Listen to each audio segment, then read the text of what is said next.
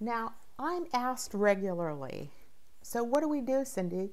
You know, we've been trying all these different things. We don't have adequate candidate pools. We just can't find the talent we need. What do we do? That's what people are constantly asking me, and I have a few ideas about that. First off, nearly 100% when people ask me that question, I ask them the question, which HBCUs are you recruiting from? I would say 8 out of 10 times, they don't even know what an HBCU is. And so when they say, what is that? I just look at them because those are the historically black colleges and universities. There's several of them, 10 or 11 of them.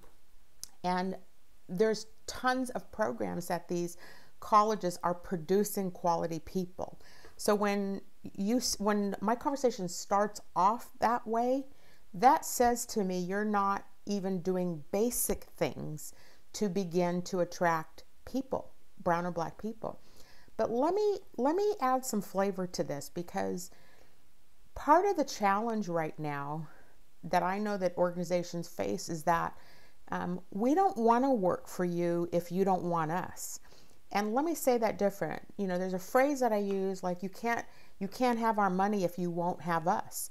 I mean, there is a movement happening now that we don't want to come work for organizations and be your token hire just to have you treat us the way that you do. And whether it's intentional or not, that is a fact on what is happening.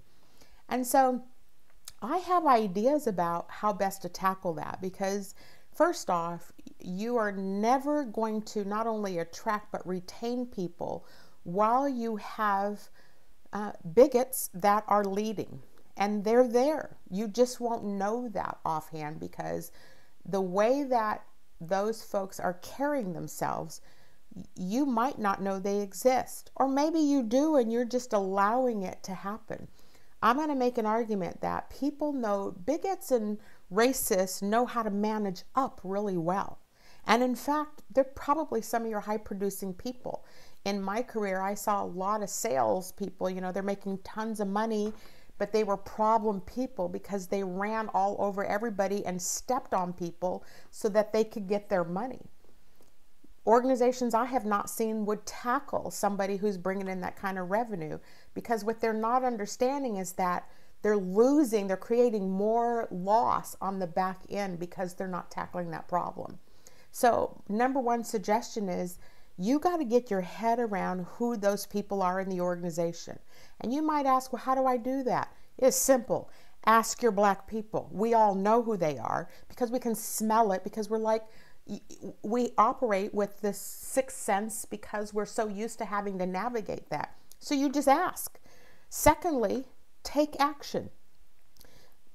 No longer are the days that you can afford to say, but I can't do that. So what if they sue me? Well, you're taking that gamble anyhow with the brown and black people when you say no to us. So start saying no to people that you are not traditionally used to saying no to.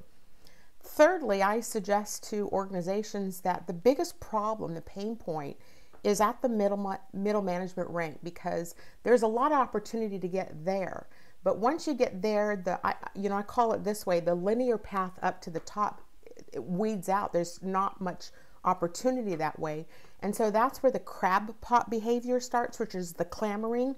That's where, when you're sitting in succession planning meetings and you hear the woman say, I don't know about her, or we might want to rethink that. You know, we want to keep her on the 4 to 5 year trajectory, which they have no intentions of ever promoting you anyhow, but they got to put a name on the paper so that the CEO is happy. That's what's going on.